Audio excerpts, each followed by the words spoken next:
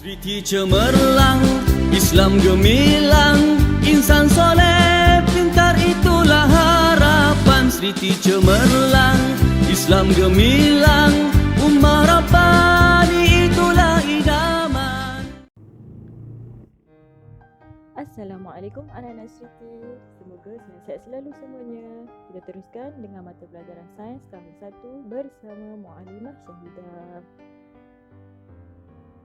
Okey, hari ini kita akan masuk unit 2 iaitu peraturan bilik sains. Apa benda dalam peraturan bilik sains ni? Okey, kalau nak tahu boleh buka muka surat 12 buku teks. Okey. Dalam peraturan bilik sains ni, 3 perkara yang awak perlu tahu dan awak perlu ingat. Ada 3 benda yang awak kena tahu. Apa benda-benda itu ya? Okey, perkara yang pertama iaitu perkara yang dipatuhi. Perkara yang awak kena patuh dalam peraturan bilik sains. Yang kedua, perkara yang dilarang. Benda yang awak tak boleh buat dalam bilik sains. Yang ketiga iaitu kepentingan mematuhi peraturan. Apa benda kebaikan awak mematuhi peraturan? Okey, kita tengok yang pertama, perkara yang perlu dipatuhi. Okey, baik. Yang pertama, beratur sebelum masuk ke bilik sains. Awak nak masuk ke bilik sains ke, awak nak masuk kelas ke, awak nak datang sekolah ke, sebelum tu awak kena beratur elok-elok, cantik. Awak tak boleh berlari-lari. Awak tak boleh main tolak-tolak kawan. Awak kena beratur elok-elok. Okey, yang kedua, bersihkan dan kemas bilik sains sebelum keluar. Masuk bilik sains kena kemas, keluar bilik sains pun kena kemaskan. Kena pastikan semua bilik sains dalam keadaan kemas dan bersih. Tak boleh sepah-sepah. Okey, yang ketiga, minta kebenaran guru sebelum keluar ataupun masuk.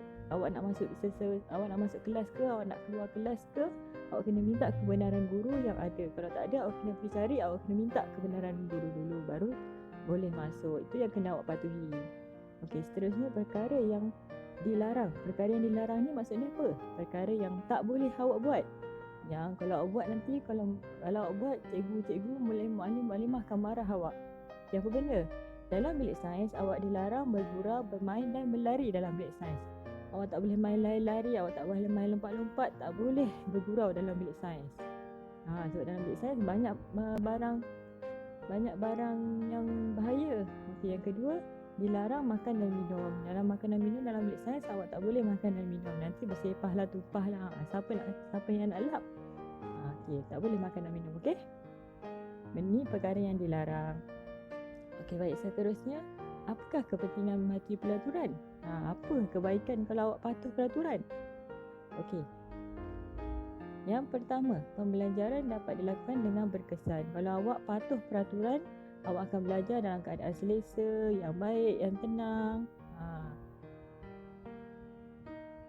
Yang kedua, bila awak patuh peraturan, bilik sains awak akan jadi bersih dan kemas. Kalau awak patuh, awak kemaskan bilik sains awak akan sentiasa bersih, kemas. Awak nak belajar pun seronok dalam suasana yang bersih.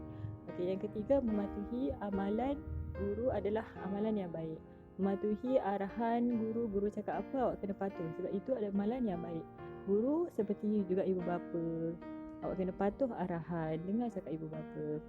Okey, apakah yang akan berlaku jika tidak mematuhi peraturan? Apakah akibat? Akibat ni apa yang awak buat akan kena dekat awak balik. Apa akibat yang kalau awak tak patuh peraturan?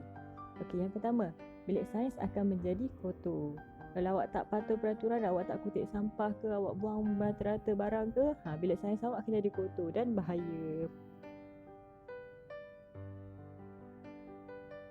Yang kedua, sinki akan tersumbat jika buang sisa ke dalamnya. Kalau awak tuang air ke apa ke, awak buat benda-benda yang tak sepatutnya, awak buang dalam sinki, awak buang sampah dalam sinki, awak makan, awak buang dalam sinki, nanti sinki tu sumbat. Macam mana?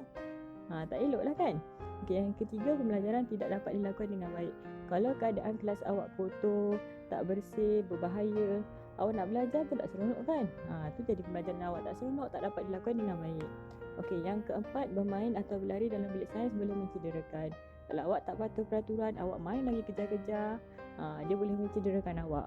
Awak tak boleh, itulah maklimah cakap jangan main berlari-lari dalam kelas, dalam bilik sains, tak boleh. Awak kena patuh peraturan. Okey, latihan minggu ini senang je. Maklimah minta awak salin balik tiga perkara yang awak kena tahu dalam peraturan bilik sains. Apa benda peraturan dia? Yang macam Alimah cakap sebelum-sebelum ni lah. Yang pertama, perkara yang perlu dipatuhi, perkara yang dilarang dan kepentingan mematuhi peraturan. Awak kena salin dalam buku panjang, okey? Terima kasih. Assalamualaikum.